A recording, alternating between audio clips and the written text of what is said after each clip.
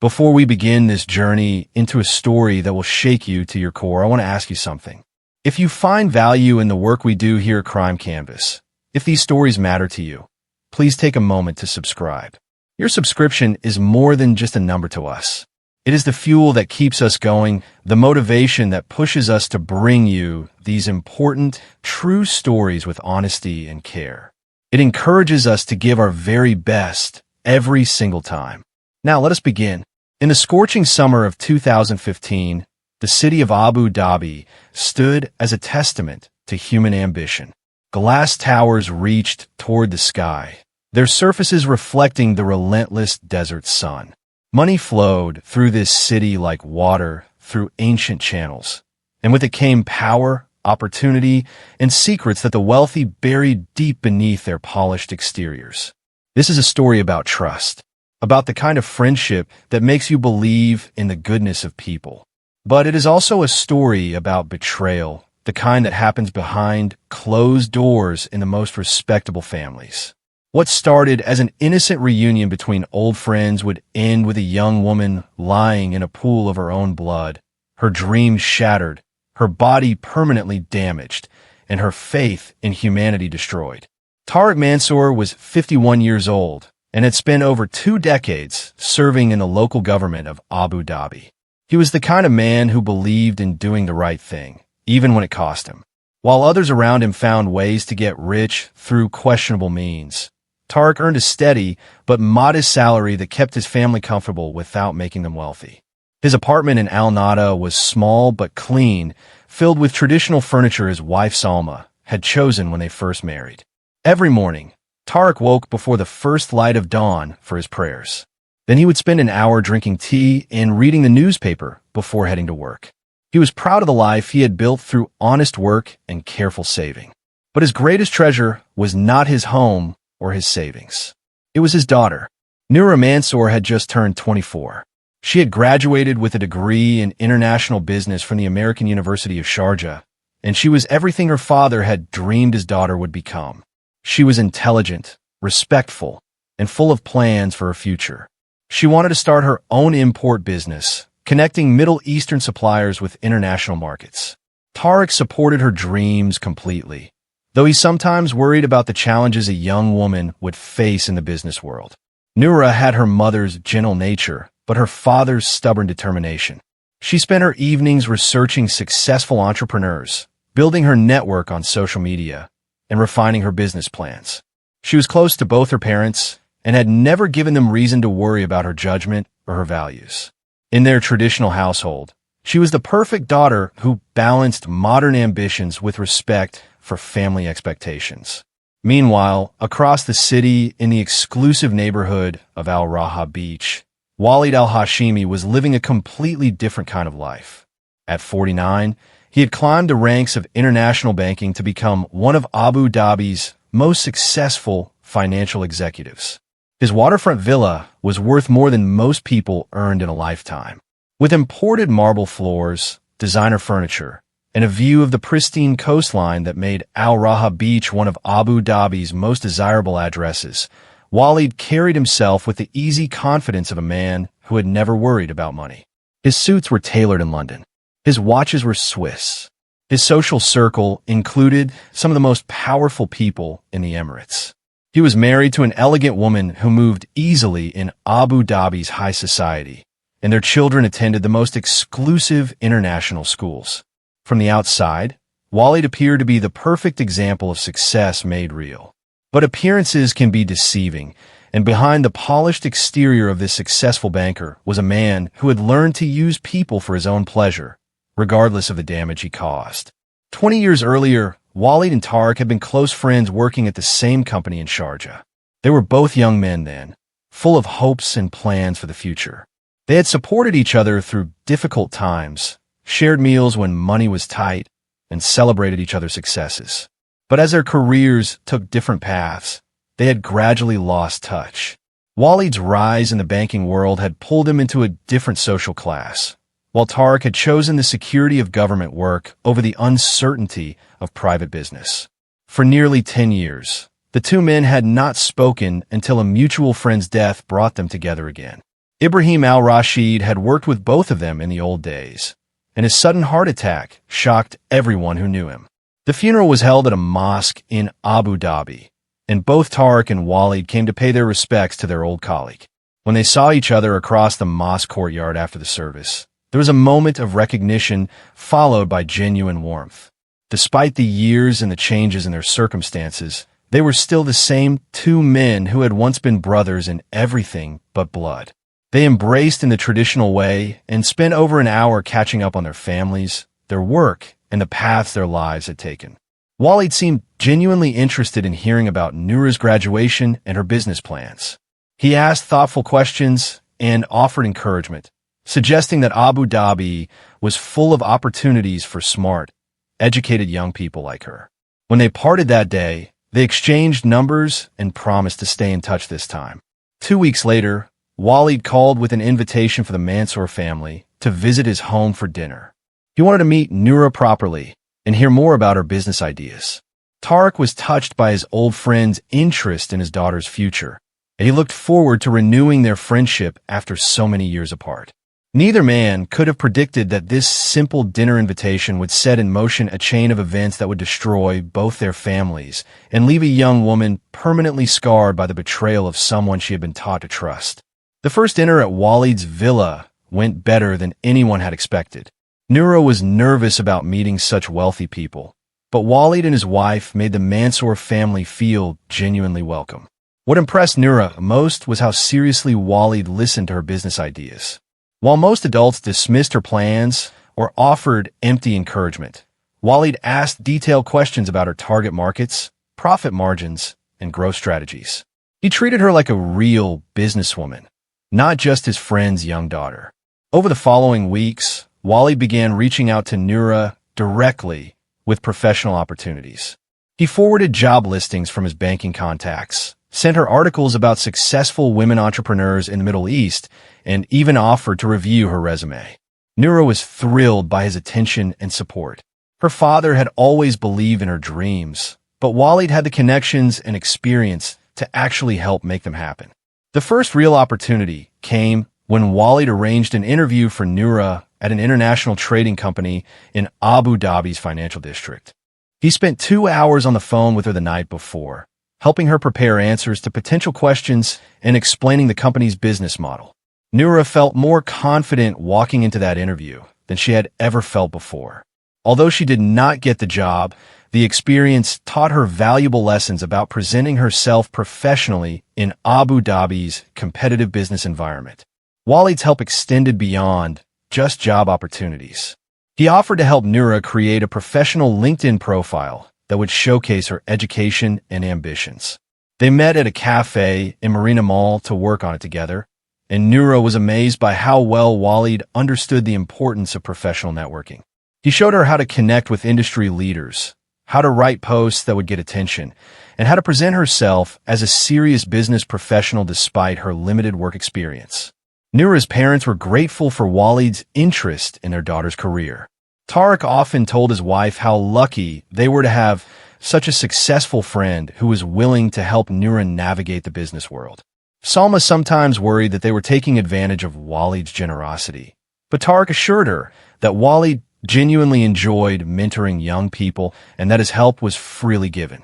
What Noura did not realize was how carefully Walid was studying her reactions to his attention.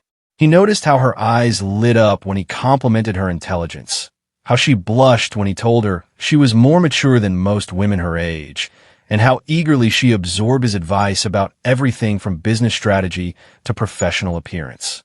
He was building her trust and dependence on him, one conversation at a time. The WhatsApp messages started innocently enough.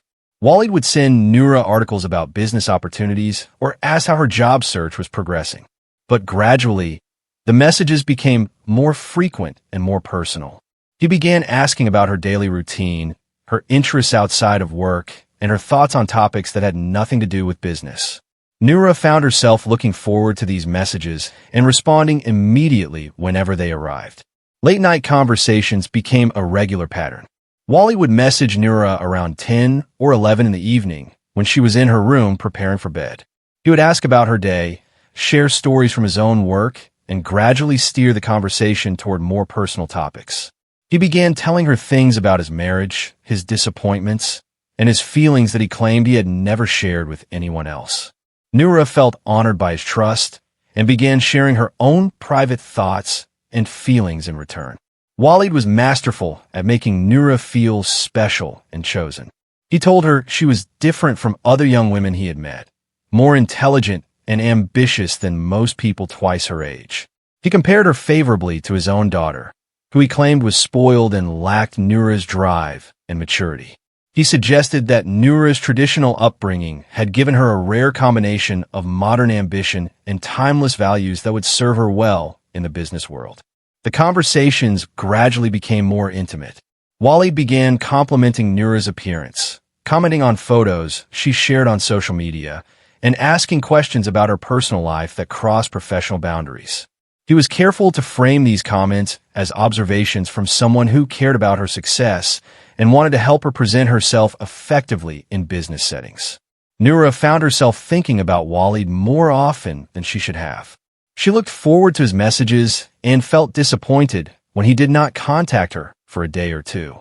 She began to see him not just as her father's friend or her professional mentor, but as someone who understood her in ways that no one else did. The 25-year age difference seemed less important than their intellectual connection and shared ambitions. The first secret meeting happened almost by accident. Noura was in the Khalidia area for a job interview when Walid messaged her asking about her location. When she mentioned where she was, he suggested they meet for coffee at a nearby cafe to discuss how the interview had gone. Noura agreed without thinking about the implications of meeting him alone, away from their families. Sitting across from Walid in the small cafe, Noura felt a different kind of energy between them. Without the presence of their families, their conversation became more intimate and personal. Walid leaned closer when he spoke, maintained eye contact longer than necessary, and touched her hand briefly when making a point. Noura felt her heart racing and realized that her feelings for him had crossed a line she had not even recognized existed. That afternoon in the cafe, something fundamental changed between them. They both acknowledged, without saying it directly, that their relationship had become something more than friendship or mentorship. Walid suggested they continue meeting occasionally to discuss Noura's career progress, but they both knew that professional development was no longer the real reason for these meetings. Within a month, Walid had arranged a more permanent solution to their need for privacy. He had access to a furnished apartment in the Al Markaziyah district that was registered under one of his company's subsidiary names. He told Noura it was a place where he sometimes stayed when working late, but she understood its real purpose the moment she walked through the door. This was where their secret relationship would unfold, away from the eyes of their families and the judgment of their community. Standing in that apartment for the first time, Noura knew she was crossing a line that would change everything. But Walid had made her feel so special, so chosen, that she convinced herself this was love rather than manipulation. She was 24 and believed she was mature enough to handle whatever came next. She had no idea that she was walking into a trap that had been carefully constructed by a man who had perfected the art of seduction over many years. For the first few months, Noura felt like she was living in a dream. The apartment in Al Markaziyah became her escape from the ordinary world of family dinners and job applications. When she was with Walid, she felt sophisticated and desired in ways she had never experienced before. He made her feel like the most important person in his life, showering her with attention that felt intoxicating after years of being treated like a child by most adults. Noura convinced herself that what they had was real love, not just an affair. She told herself that age was just a number and that their intellectual connection was more important than social expectations. When guilt crept into her thoughts, she pushed it away by focusing on how mature and special Walid made her feel. She began to imagine a future where they could be together openly, perhaps after she had established her career and proven her independence to her family. Walid was careful to reinforce these feelings by lavishing gifts on Noura whenever they were together.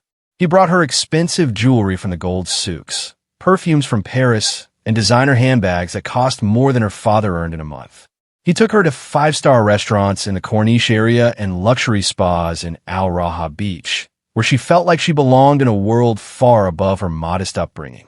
These experiences made Noura feel like she was getting a glimpse of the life she could have if she stayed with him. The gifts and experiences were just part of how Walid maintained control over the relationship. He was always the one who decided when they would meet, where they would go, and how long they would spend together. Noura found herself constantly checking her phone, waiting for his messages, and adjusting her schedule around his availability. She began to structure her entire life around the possibility that he might want to see her, canceling plans with friends and family whenever he called. As the months passed, their meetings became more frequent and more risky. They no longer limited themselves to the Al Markazia apartment. Wally would book rooms at luxury hotels around Abu Dhabi, each one chosen for its discretion and privacy. They met at the Emirates Palace, the St. Regis, and boutique hotels in the Old City, where foreign tourists provided perfect cover for their secret encounters. Noura was amazed by these expensive locations, but she did not realize that Walid was documenting their meetings with photos and videos on his phone. The deception required to maintain their relationship became increasingly complex. Noura had to lie constantly to her parents about where she was going and who she was meeting.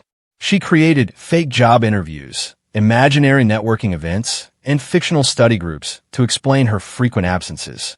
When her mother asked why she was dressing so nicely for simple errands, Noura claimed she was trying to maintain a professional appearance for unexpected business opportunities.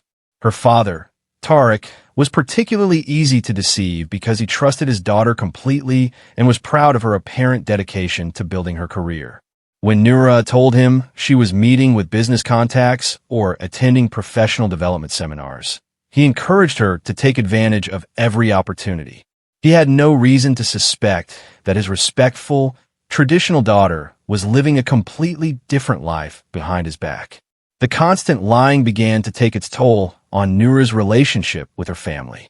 She became distant and irritable at home, spending most of her time in her room texting with Walid or preparing for their next meeting. Her mother noticed the change, but attributed it to the stress of job hunting in a competitive market. Noura felt guilty about deceiving her parents, but the excitement of her secret life with Walid seemed worth the emotional cost. After nearly a year of regular meetings, Noura began to notice changes in Walid's behavior that made her anxious.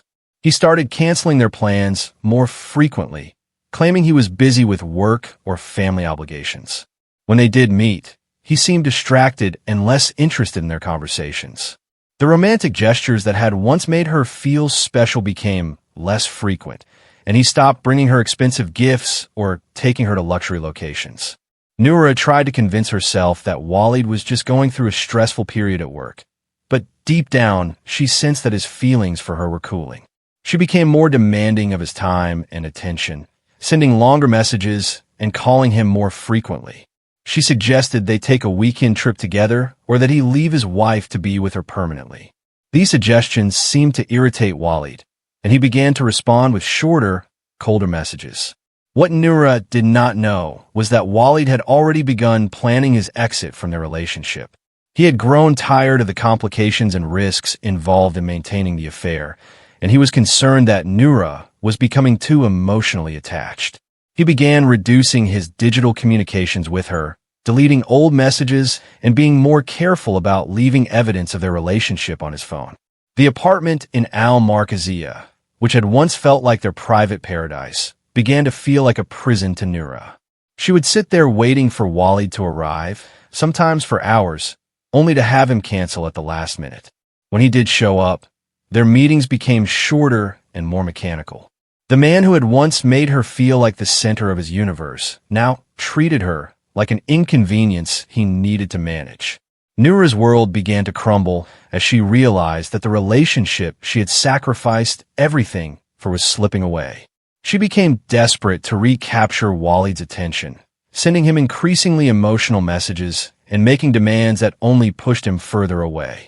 She had given up friendships, deceived her family, and compromised her values for a man who was now treating her like a burden rather than a treasure. The guilt she had been suppressing for months began to overwhelm her, and she found herself crying alone in the apartment where she had once felt so happy and loved. The secret that had once felt like the most exciting thing in her life was becoming a source of constant anxiety and pain. Noura knew something had to change, but she had no idea that the end of their affair would come in a way that would destroy everything she held dear. The end came on a Tuesday evening in March 2016, almost exactly 1 year after Noura and Walid's affair had begun. Noura was in the shower when her phone buzzed with a calendar notification on the kitchen counter. Her mother, Salma, was preparing dinner when she heard the sound and glanced at the device. The notification was innocent enough, a reminder about a university alumni meeting. But when Salma touched the screen to dismiss it, she accidentally opened Noura's WhatsApp instead. What Salma saw made her blood freeze. The most recent message was a voice note from a contact, saved simply as W with a heart emoji. Something about the secrecy of the saved name made Salma's motherly instinct scream that something was wrong. Without thinking, she pressed play on the voice note, and Walid's unmistakable voice filled the kitchen, speaking words that no father's friend should ever say to a daughter. The message was intimate and explicit, filled with references to their last meeting and plans for the next one. Salma's hands shook as she scrolled up through the conversation history, finding months and months of messages that revealed the entire scope of her daughter's deception. There were photos of Noura in hotel rooms, messages arranging secret meetings, and videos that made Salma's stomach turn with revulsion and disbelief. The timeline of lies became clear as Salma read through the messages. Every job interview, every networking event, every study group that Noura had claimed to attend had been cover stories from meeting with Walid. The expensive jewelry and clothes that Noura had claimed were gifts from new female friends were actually from him. The confident, successful future her daughter had been building was all based on a relationship that could destroy their family's reputation forever. When Noura emerged from the shower 20 minutes later, she found her mother sitting at the kitchen table with the phone in her hands and tears streaming down her face. The look of betrayal and horror in Salma's eyes told Noura immediately that her secret was over. For a moment, neither woman spoke, the weight of the discovery hanging between them like a physical presence. Noura's first instinct was to deny everything, to claim that the messages were fake or that someone had hacked her phone. But the evidence was too overwhelming, and her mother's devastated expression made it clear that lies would only make things worse.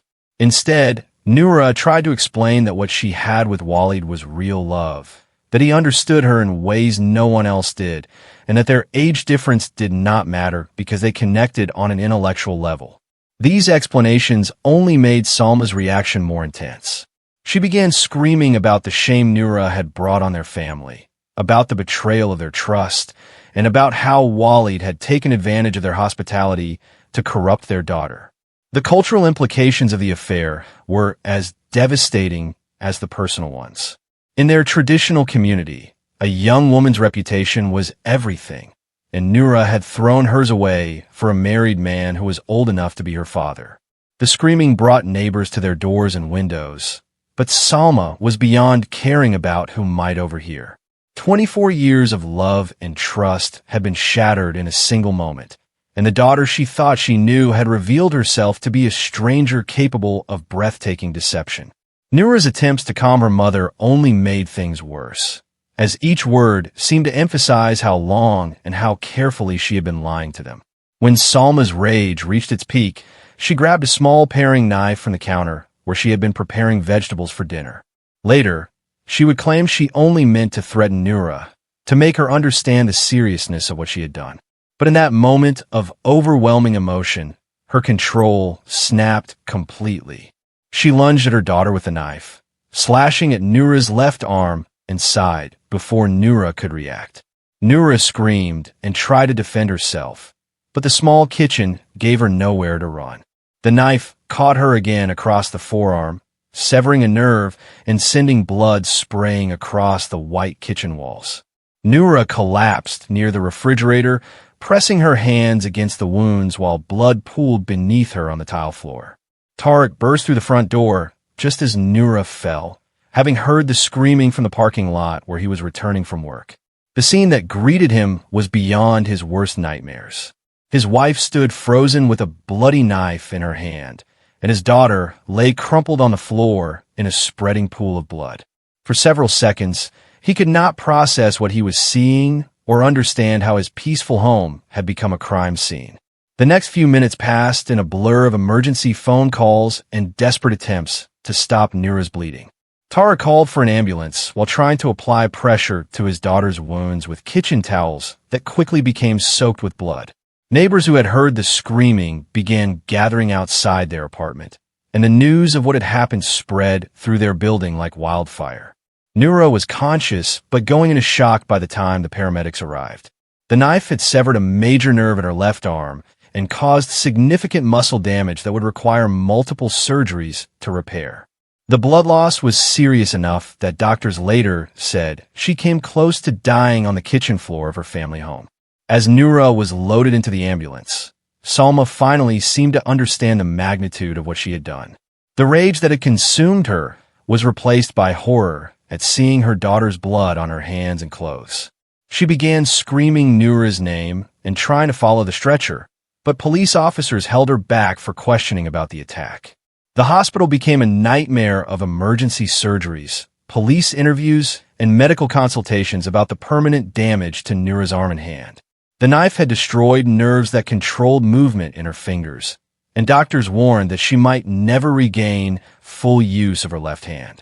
The young woman who had once dreamed of conquering the business world was now fighting just to survive the consequences of her secret affair. Noura survived, but the woman who woke up in Sheikh Khalifa Medical City 3 days later was not the same person who had collapsed on her kitchen floor. The surgeries had saved her life, but the damage to her left hand was permanent.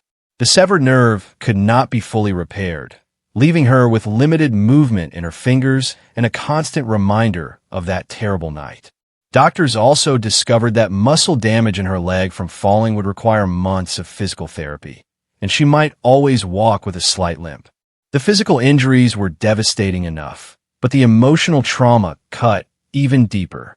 Noura's dreams of starting her own business seemed impossible now. How could she negotiate deals or sign contracts when she struggled to hold a pen for more than a few minutes?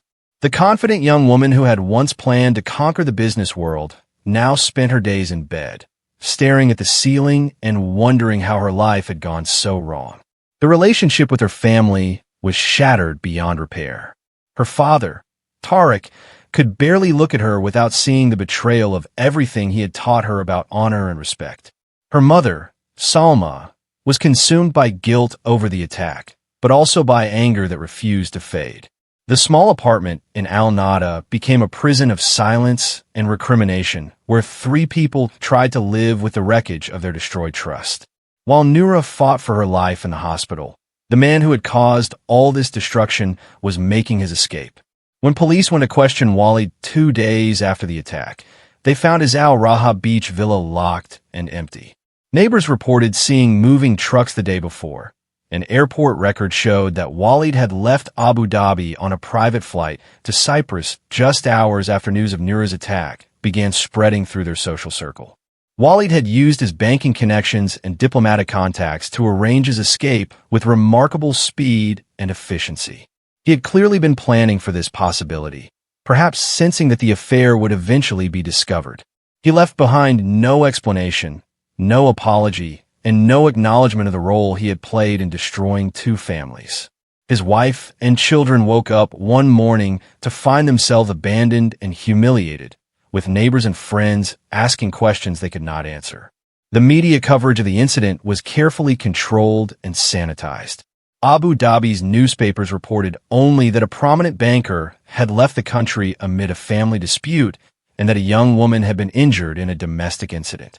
The full truth of the affair, the grooming, and the betrayal was buried beneath euphemisms and vague references that protected the powerful while offering no justice to the victims. Within Abu Dhabi's expatriate community, however, the real story spread quickly through whispered conversations and social media messages. The reaction was mixed and often cruel. Some people blamed Noura for pursuing a married man, while others pointed fingers at her parents for not watching their daughter more carefully. Few seemed to understand that a 49-year-old man in a position of power had systematically manipulated and exploited a young woman who trusted him as a family friend. The case exposed uncomfortable truths about power, wealth, and justice in Abu Dhabi's elite circles. Walid's money and connections had allowed him to escape consequences for his actions, while Noura and her family were left to deal with the permanent damage he had caused. The wealthy banker who had preyed on his friend's daughter was now living comfortably in Cyprus, probably already planning his next opportunity to start over with a clean reputation. For Noura, there would be no starting over. The nerve damage in her hand meant she would never regain full mobility, and the emotional scars would take years to heal. She began seeing a therapist to deal with the trauma, but progress was slow and painful. Some days she could barely get out of bed, overwhelmed by grief for the life she had lost and anger at herself for trusting someone who had seen her only as an object to be used and discarded. The young woman who had once dreamed of building a business empire now struggled with basic daily tasks. Writing was difficult, typing was painful, and even simple activities like cooking or getting dressed required effort and planning. She was 25 years old and felt like her life was already over before it had really begun. But Noura was stronger than she knew. Slowly, painfully, she began to rebuild her sense of self-worth and purpose. She started volunteering with organizations that helped young women avoid predatory relationships, using her own experience to educate others about the warning signs she had missed. She learned to type with one hand and began writing about her experience, hoping that sharing her story might prevent other young women from making the same mistakes. The scars on her arm and hand would always be visible reminders of that terrible night in March 2016. But they also became symbols of her survival and her determination to create something meaningful from the wreckage of her dreams. Noura had learned the hardest way possible that some betrayals leave permanent marks. But she had also discovered that survival itself could be a form of victory against those who tried to destroy her. This story teaches us several crucial lessons. First, predators often hide behind respectable appearances and use positions of trust to gain access to their victims. Walid was not a stranger lurking in the shadows. He was a family friend, someone Noura's parents trusted completely. This is how most manipulation happens, not through force, but through careful grooming and the exploitation of trust. Second, age and power imbalances in relationships are not romantic. They are red flags. When a much older person in a position of authority shows special interest in a young person, especially in secret, it is a warning sign that something is wrong. The gifts, the compliments, the promises of help, these are not acts of love. They are tools of control. Third, we must recognize that victims of manipulation are not to blame for their victimization. Noura was not foolish or naive. She was a smart, educated young woman who was systematically targeted and manipulated by someone with far more experience and power. Blaming victims only serves to protect predators and prevent other victims from coming forward. Finally, this case shows us the importance of creating safe spaces where young people can talk about uncomfortable situations without fear of judgment. If Noura had felt she could discuss her confusion about Walid's attention with someone she trusted, perhaps this tragedy could have been prevented. We need to teach young people, especially young women, to recognize the signs of grooming and to understand that they have the right to say no, even to people in positions of authority. To everyone watching, if you have found this story valuable, if you believe these lessons need to be shared, please subscribe to Crime Canvas. Your support gives us the strength to continue bringing these important stories to light. It motivates us to do the hard work of uncovering truth and educating others. Each subscription tells us that this work matters, that these voices need to be heard. Remember, the best way to honor Noura's survival is to learn from her experience. Watch for the warning signs. Trust your instincts when something feels wrong. And never let anyone make you feel that you must keep their attention a secret. True mentorship, true friendship, true love, these things thrive in the light. It is only manipulation that requires darkness. Thank you for listening to this difficult story. May we all learn from it, and may we all work to create a world where young people are protected, where predators face consequences, and where survivors find justice and healing.